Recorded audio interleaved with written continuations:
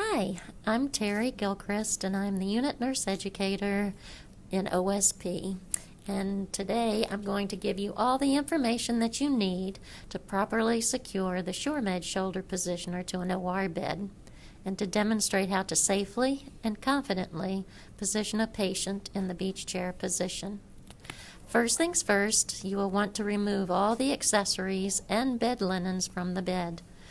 Once you can visualize the parts of the bed, it is time to make several adjustments. Remove the headpiece, followed by the footpiece.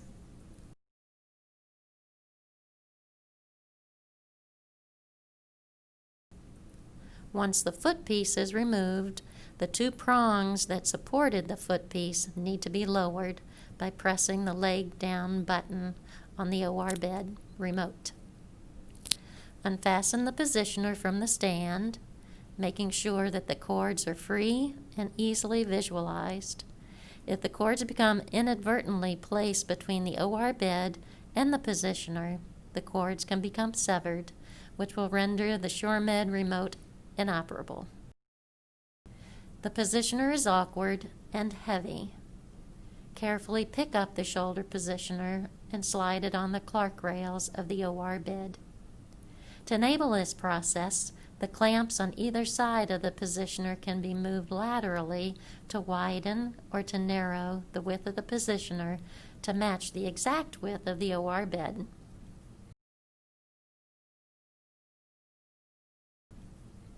Tighten the clamps to the Clark rails.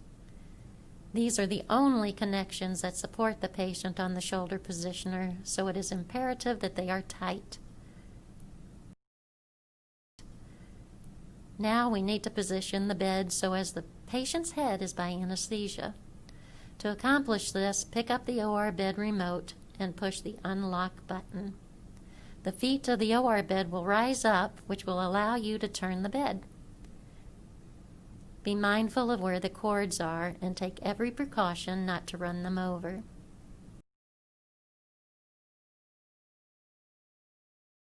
Once you are happy with the location of the bed, lock it down by pressing the floor lock button. The light on the button will turn green and will state locked with a pictogram of a closed padlock. To properly use the OR bed remote, we now need to put the bed in reverse position. To accomplish this, look for the button on the remote to the left of the floor lock button. It has a pictogram of a patient on a bed in the normal position and another picture of a patient on a bed in the reverse position. The remote automatically defaults to the top picture of the patient in normal position. By pressing the button for 5 seconds or more, the green light will change to yellow and move to the pictogram of a patient in the reverse position. Once the remote recognizes that the bed is in the reverse position, it will follow your lead. Next, plug the cord of the ShurMed into an outlet.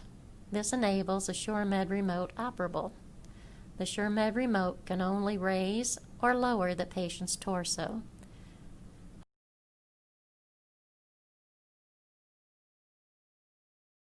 I have raised the positioner perpendicular to the floor to allow you to see the back. Things to note: the ShurMed is 100% latex-free and can hold up to 500 pounds. There are 4 silver rotational panel latches to keep the removable shoulder panels locked into place. Additionally, there are 3 locking levers to adjust the headrest assembly. Double ball joint locking lever C, the slide mechanism locking lever B, and ball joint locking lever A. There are also 2 black lift plungers on either side of the shoulder panels, which will allow you to remove the panels. For better access and visualization, the shoulder panel behind the operative shoulder needs to be removed. To do so, hold the bar handle and with one hand and lift the plunger up, sliding the panel straight back.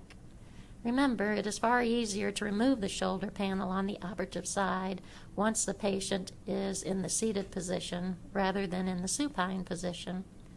Once the positioner is on the table properly, reverse the surgical table pads so that the flat piece covers the perineal cutout. Also, raise the gel mattress pad up to cover the lower 4 inches of the ShurMed positioner to add additional padding under the hard metal frame.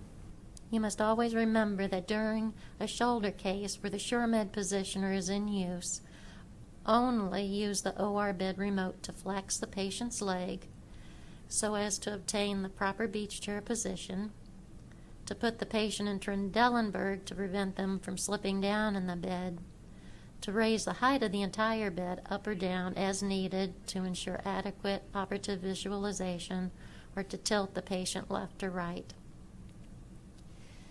If the backup button gets inadvertently depressed while the bed is in the reverse position, the prongs that accept the foot section of the bed will raise up, propelling the shoulder positioner off the Clark rails with the patient on it. Nothing good can happen there.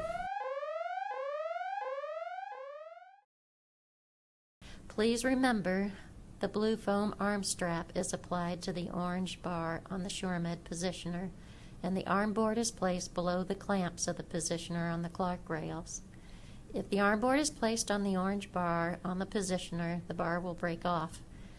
The non-operative arm will be placed in the blue foam arm strap. Anesthesia will ensure proper patient safety by applying foam eye shields after lubricating drops are instilled. The foam face padding is centered on the patient's face, with the smaller end at the chin and the larger end at the forehead.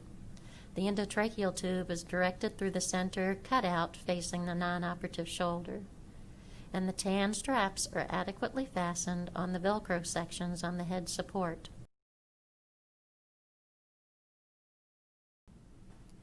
Positioning the bed in beach chair position can now begin. Remember, the OR bed remote will be used to place the patient in Trendelenburg.